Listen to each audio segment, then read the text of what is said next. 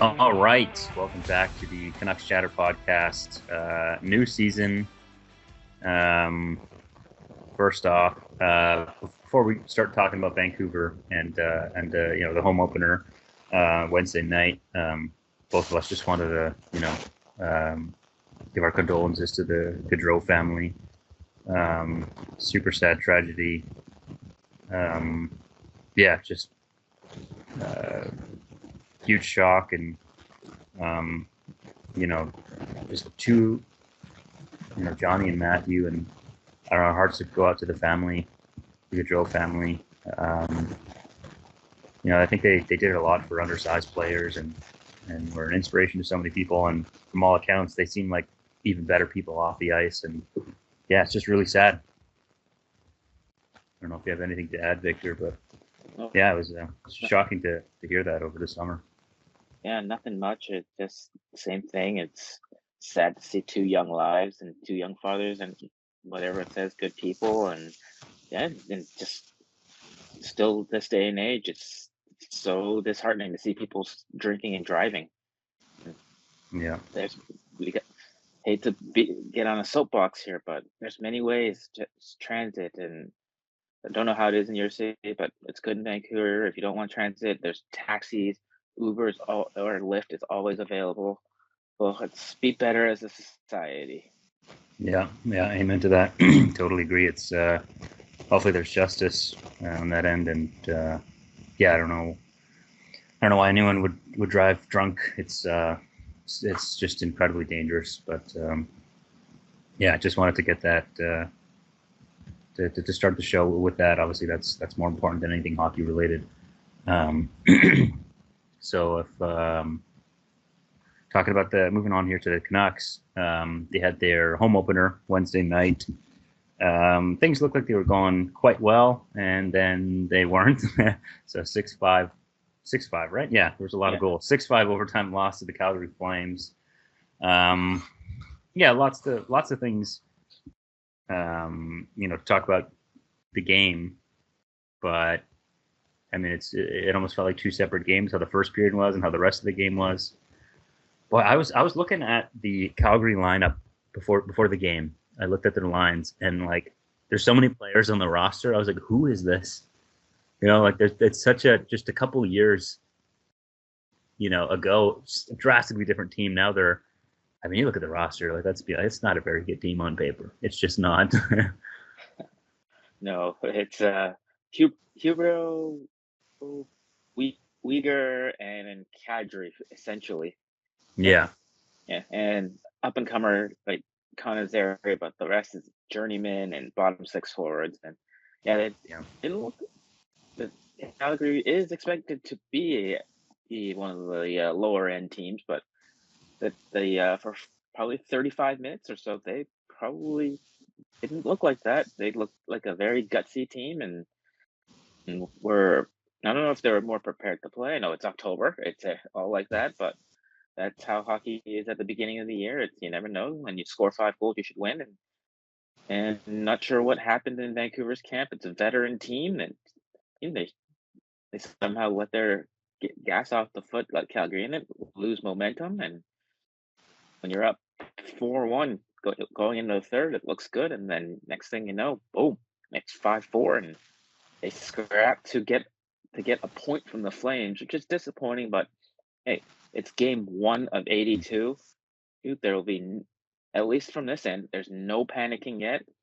It, it shows that when they're completely focused, they can play. And Artie Party could probably do a little bit better as the book is out on him is just get traffic and shoot, and he tends to lose his net a bit. And hmm if he can go back to improving that a little bit and make a couple more of those saves, and that will be the Artie Party that we'll know. And he does have some help back there in Kevin Lankinen, who's a bona fide NHLer, or at least. And so zero worry, just little things to tidy up. yeah. I mean, it's one game. I don't think no one's gonna be panicking.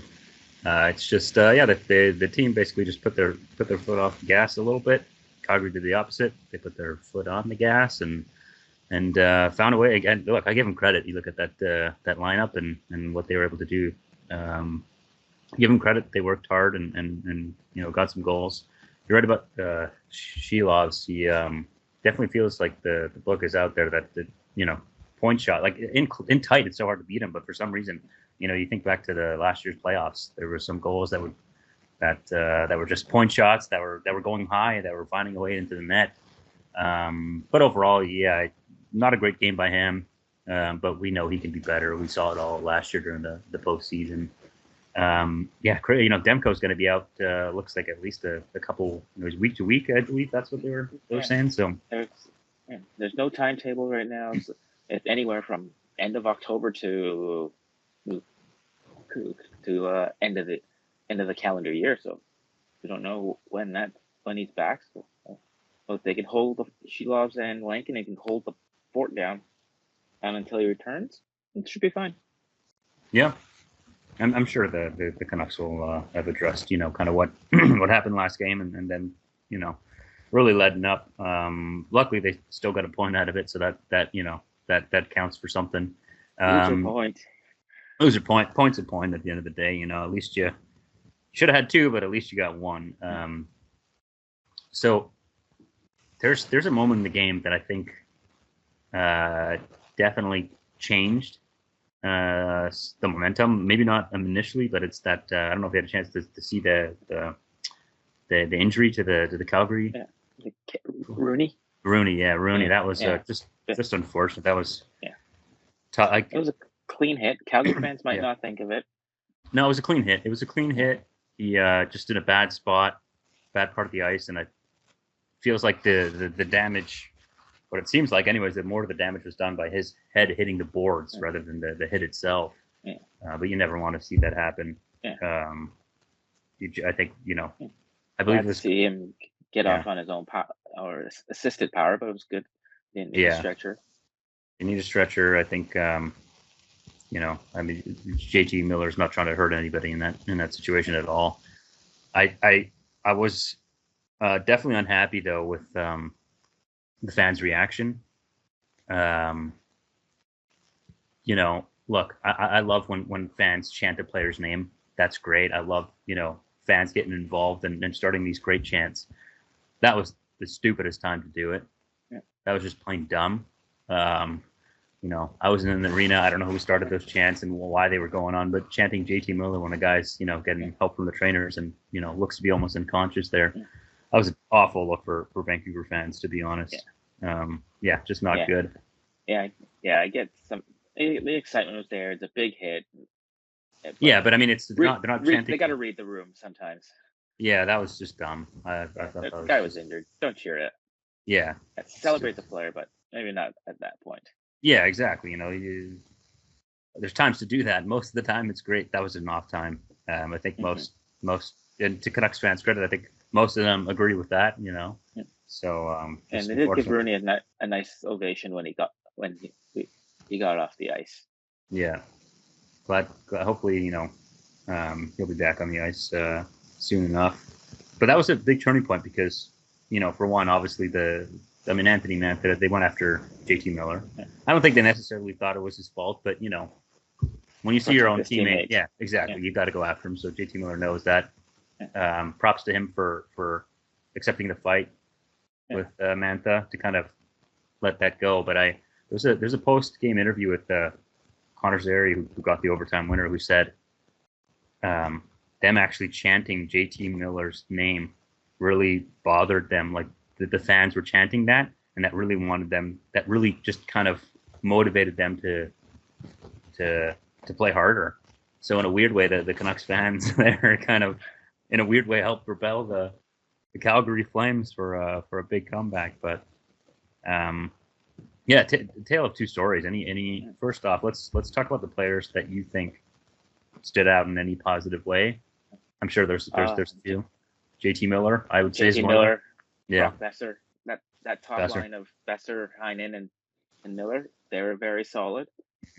Mm-hmm. Daniels, we got everything from Daniel's strong experience. We saw his ability to score and his ability to struggle on the defensive side. Yeah. It's crazy. Like they might have said it on the broadcast, like his stats, like he doesn't play crazy minutes, like 12 minutes, and I forget he almost had like 20 goals last year. So he's a guy who can put in the puck in the net for sure. But as you just said, the defensive side is probably why he's not playing more than those 12 minutes. So that's something he's gonna have to work on. But hey, you got the season's first goal for Vancouver, and like you said, JT Miller looked great. Only 4 shifts in the third period for Sprong. Yeah.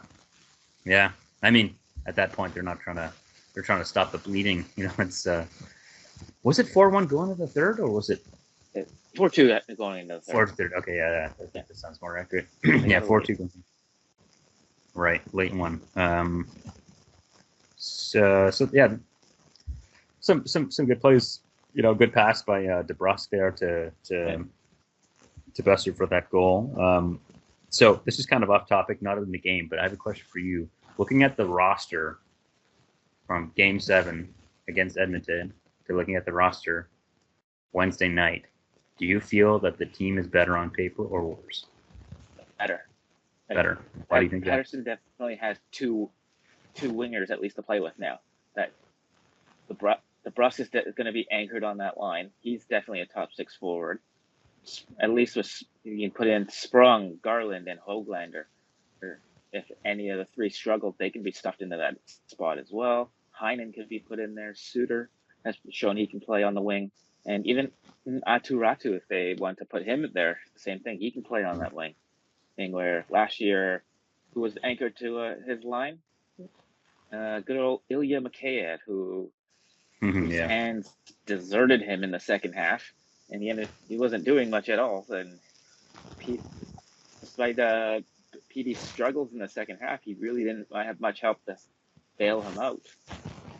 Yeah, and I'm a big fan of Kiefer Sherwood's game. Oh yeah, liked him in Nashville when we watched him in that series, and maybe there's some hidden offensive talent in that game of his. Yeah, no, he's like a dog in a bone. He works super hard every shift. I feel that the roster in Game 7 last year was better in my opinion. Not by much. I feel like the forward depth is better. I mean, like you just named the Heinen, DeBrusque, Sherwood, Sprong. So like I like the depth, especially maybe the bottom 6, and then you have a few guys on the wing that can kind of slot in different spots. But like having Elias Lindholm as a center, that's gone. Zadorov, I mean, I don't know if he's going to be that great all year round, but he made a big impact. So I don't necessarily know, but again, it just doesn't really mean anything. It depends on how the team plays and what happens in the playoffs. And there's going to be another trade deadline where they can possibly add, depending on what happens. And they have cap space because they're not running on LTIR this year. Right. Is it is the buyout for Ekman Larson, is that $4 million against the cap this year? I don't quite remember what it is this year, but thank you, Jim, for that one. But yeah, hey, he's getting paid by them and now Toronto, so he's not complaining one bit. And Utah has his cap hit as well. Right. Yeah. Some nice paychecks for him. So, the defense, I think, was probably a little bit better last year than this year for sure. With Ian Cole, 1 year younger, Tyler Myers, but Desharnais, Forbort, or they still don't have any board license plates at the team store yet. And I feel last year defense probably was a little bit better. Yeah, I agree. I still think they're missing a puck mover back there. Cause I really was hoping they would extend a camp invite to Tyson Barrie to see. He might not be very good defensively, but he can move the puck. He can be sheltered in a third pairing. You can put him with Forbort or Susie, whomever you want back there. Or at least he'll be able to move the puck. That's what they needed in the NHL now. You need puck moving defensemen. Yeah, for sure. You need to get that puck. It's not like they can't, but that's not their game. They're big bodies who can clear the net, who can make that first pass. Other than Hughes and Hronek, that might be there's not really one person back there that looks like they can retrieve the dump in and take it out themselves. Yeah, and that's important in this this day and age of hockey. You need both. You need those guys that can clear the front of the net, like you said, penalty kill, shut down the other guy, the other team's top opposition. But you also need guys to move the puck out of the zone, get that first pass, move it up to the forwards. And yeah, I don't think they. Yeah, on paper, I feel like their defense is not as strong. But I think a bunch of players on the roster are also, it's another year under their belt, and hopefully you have a good summer and you improve upon last year. One player that I think all Canucks fans are going to be looking at is Elias Pettersson. This is the year that his 11.6 cap hit is on the books. And I think I've mentioned to you, I've watched a lot of Toronto games in the past. I follow that team as well. And when a player's salary goes way up, I don't know, there's a lot of expectation because you're not just looking at what they're doing, you're looking at what they're doing against their cap hit. And that's what's going to happen to Pettersson, right? It already is. Yeah. The pressure's already on. And it's not been good enough by him. Like it hasn't, right? Like there's time, and it's the first game, but it's like we're a talk show here, like so we need some content. But yeah, like I don't think he's been playing good enough. And then 11.6, you can't be like, hey, I don't have this player on my line or this or that. You gotta at 11.6. You gotta be the play. You gotta be the driver. Yeah, exactly. And he has not been that.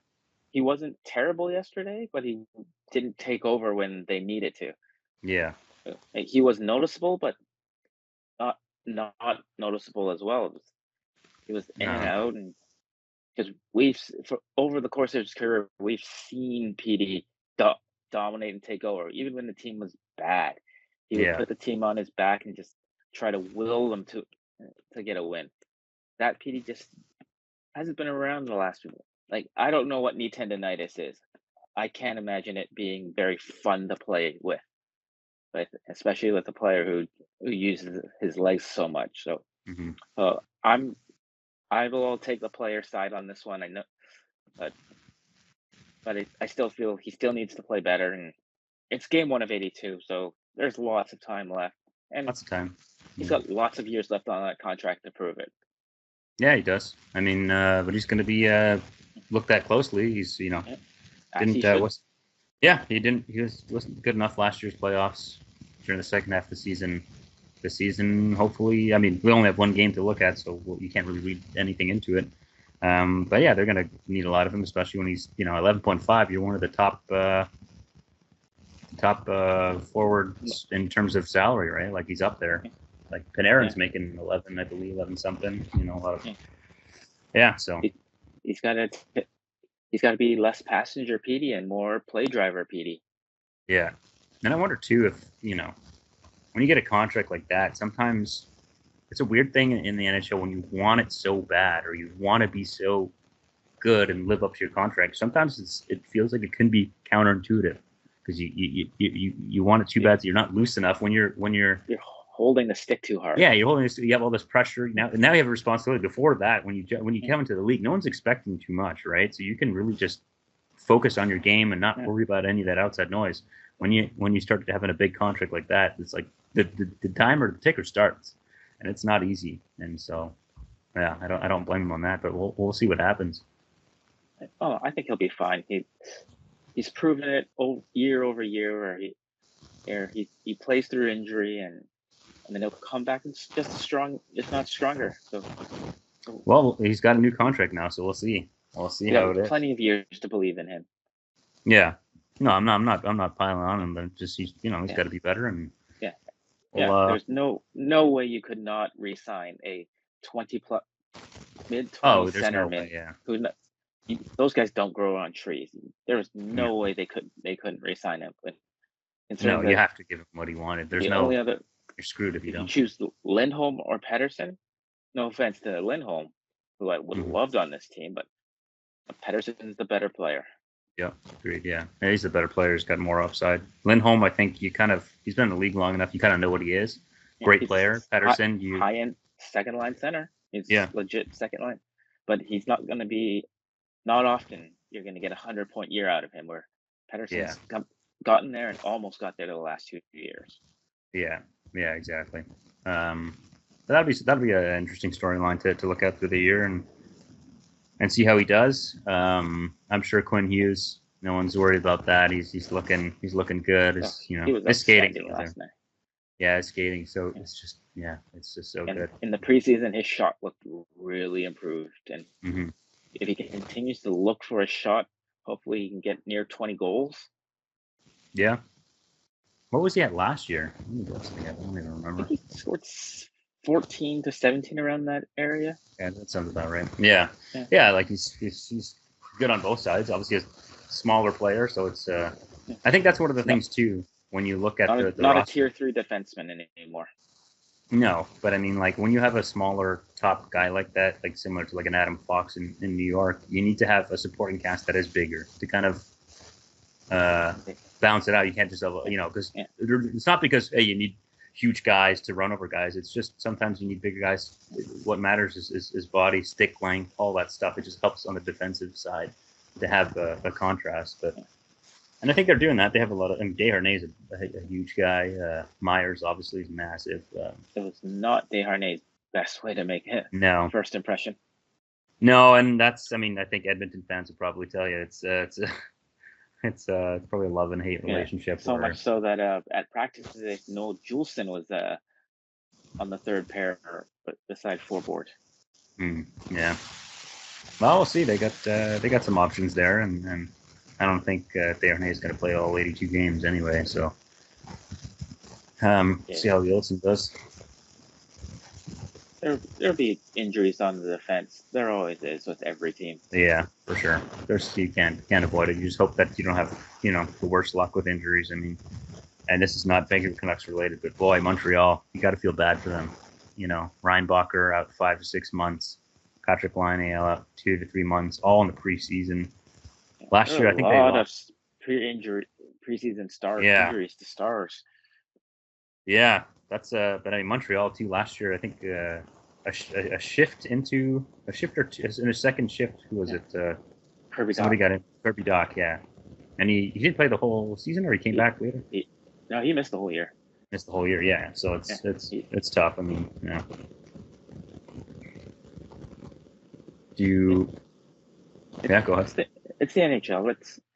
It's a physical league. It's physical sport, and it's a different age now. You don't play. You can't play like how they did in the '80s, where you can have iron. It's tough. It's tougher to be that Iron Man now. Yeah, I mean it's such a fast game. It's so and there's just we have more science in terms of what the body needs and things like that. Like players will push their limits, I'm sure, in the playoffs and things like that. But you got to be smart, right? You have your whole life and whole career ahead of you. You don't want to make anything worse. Yeah. Anything else about the Canucks opening? I mean, Philip Hronek. Oh, on that game-winning goal. Oof. Ooh, he got danced. That was a nice move, though. I got to give it to Zary. I mean, he did not play that well at all. No, he didn't. I think he was flat-footed, which is the big thing. He sort of stopped. He expected a shot, and Jerry went around him. Kind of like half-hearted, tried to push him, and he just was like, "What is he doing?" When I was watching that. Yeah, yeah. So I think there should be more pressure on Hronek than Pettersson, because Hronek wanted big money, and he got top pairing money and top pairing term.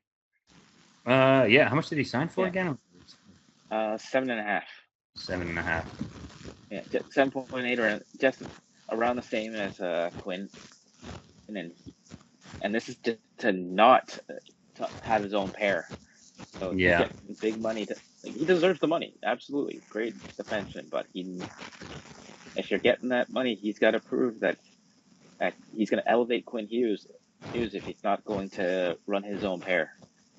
Not running his own pair isn't his choice. I'm sure he wouldn't mind, but he fits best with Quinn Hughes, and that's the guy you're going to build around. Yeah, that's fair. Yeah, he was just caught flat-footed there. Not the play you'd want it to make. Calgary comes back. Yeah, what do you think went wrong in that game? Is it just they put their foot off the gas? They felt like the rest of the night was going to be easy because of how great they looked in that first period. It was like they underestimated the resolve Calgary had, for sure. Mm-hmm. game one, you're not tired at all. Don't know how this happened. Like they played on Friday, but that was quite a No, few that's days no ago, and excuses. Yeah, there's no no excuse for no that. travel or anything. It's game one of the year, or what? It's the chances of them getting 82-0 isn't going to happen this year again. So maybe they'll Yeah, still have a chance to go 81-0-1. yeah. I mean, it's a weird night if we're wrapping up the Vancouver side, and quickly we'll just touch on maybe the rest of the league. You look at the other games that happened on Wednesday night, like Edmonton, it was 6-0 to Winnipeg.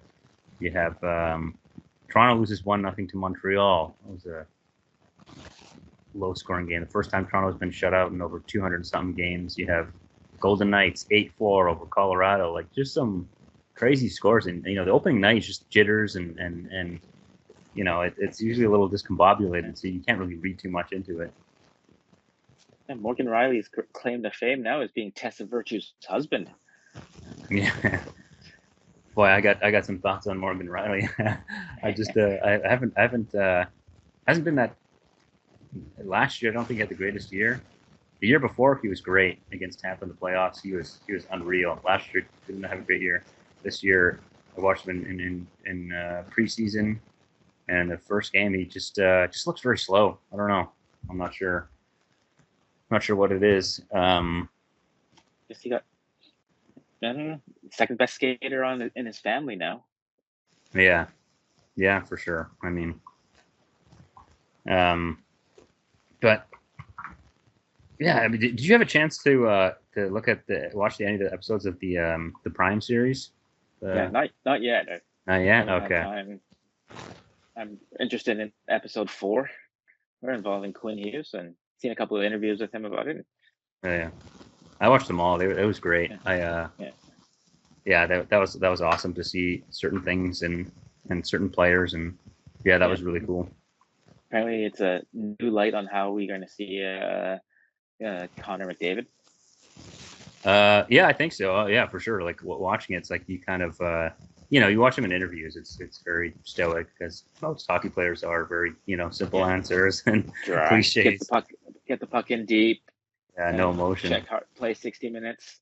Yeah, and I think he even says in that one of the episodes, like he's like, yeah, I'm a pretty quiet guy, and I think people see me as a robot. I don't think I'm really a robot, but but I'm like, I don't know if it's just you, but like most hockey players, they just in interviews just look like robots. You look at some other sports, there's some personality that comes through, but in hockey, it's like, get fucking you get next game. You get ashamed if you do. Like PK Subban was Mr. Personality, and people just he couldn't do anything right apparently to the media. Like, oh no, he's got to concentrate on hockey.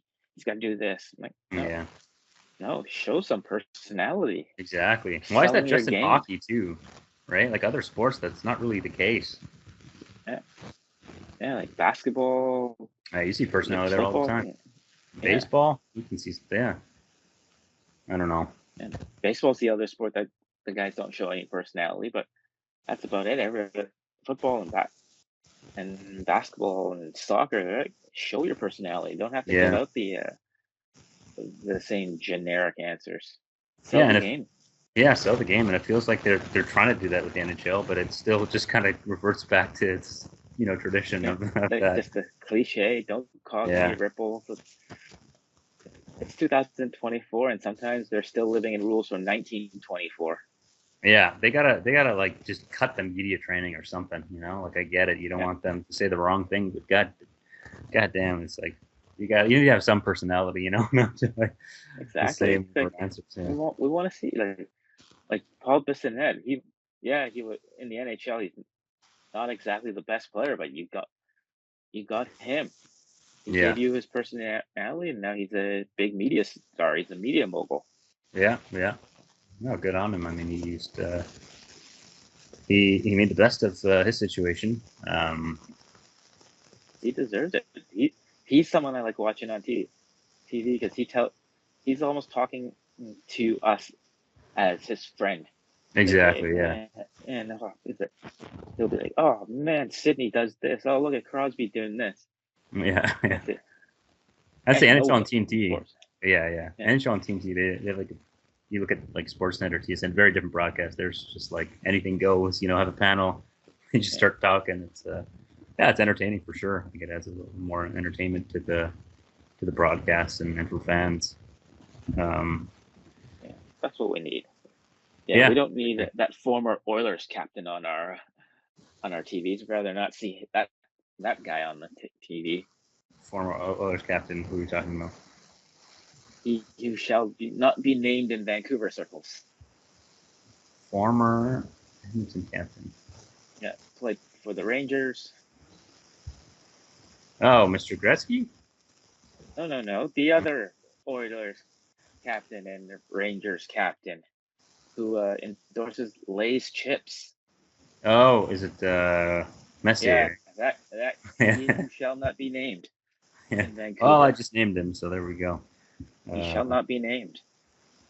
Um, yeah, that's all right. Before we hop off here, by the way, just so everyone knows, this is gonna be a weekly podcast that we're doing. Once the playoff comes, plan is to do a post game show like we did last playoffs for the regular season, once a week. Yeah, just anything else you want to get off your chest here before we? Oh, excited for this season coming up. Get our podcast rolling out here. Yeah, Here yeah, and talking Canucks. We are all Canucks. To steal the catchphrase from them from a few years ago. yeah, and Finally hopefully, break the Stanley Cup drought that I'm hoping to see one before I die. yeah. Yeah, we got time. Don't worry, there's no rush. Uh, yeah, hopefully they give us some content this year. Some interesting things. I hope. The Canucks, they always have content. Yeah, that was well. Yeah, I mean there was content in game one. It didn't look like there was gonna be, and there's some. They're a Canadian team. We'll find content.